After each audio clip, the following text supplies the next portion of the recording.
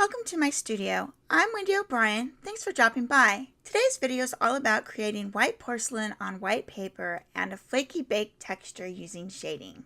If you are new to the channel and would like to see more tutorials like this, consider subscribing and hitting the bell notification so you don't miss out. As I'm sure you know by now, white is not typically white in art. There are various colors to create the white appearance. To demonstrate this, I chose a porcelain cup and saucer with baked croissant for added color. I began the cup by lightly blocking in the different shades of warm and brown grays to create the form of the cup, ensuring that the shading was in the correct places and the cup form was developing. I then went back over those areas, lightly layering and building the desired saturation of color. I continuously used light pressure in several layers to ensure I didn't oversaturate the color, creating a dirty or grungy looking cup. I then lightly burnished with my white pencil to smooth out and blend the various colors together. I did not want to burnish too hard as I wanted the option to return later if needed and build up more color. After completing the cup, I moved on to the plate. The technique for the plate is very similar as you add color very lightly to the lighter areas and build up the color using multiple layers. The plate does have more reflection, and to achieve these reflections, I made the edges of the highlights and shadows more defined and not as blended out. This is a technique used in most highly reflective surfaces. I built up color using the same warm and brown grays, but did throw a cool gray or two in the back and underside of the plate, as well as a couple greens. The reflections also have tans, oranges, and yellows to simulate the reflection of the croissant in the plate. After completing the plate, it was time to move on to the croissant. This was a really fun part of the project, as it had lots of layers and texture. I used various yellows, browns, ochres, and oranges to create this croissant.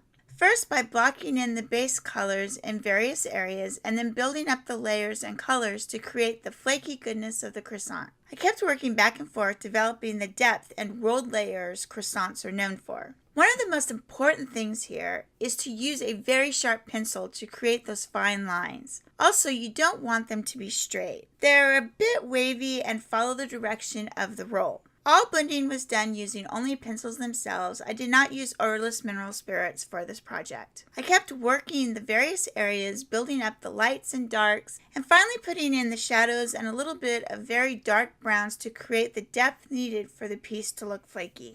If you would like to follow along and see the real-time drawing for this project, visit my Patreon where you can also enjoy monthly challenges, and I teach you step-by-step how to create this piece using real-time voiceover, as well as listing the colors I am using as I use them. Until next time, keep on arting. Bye!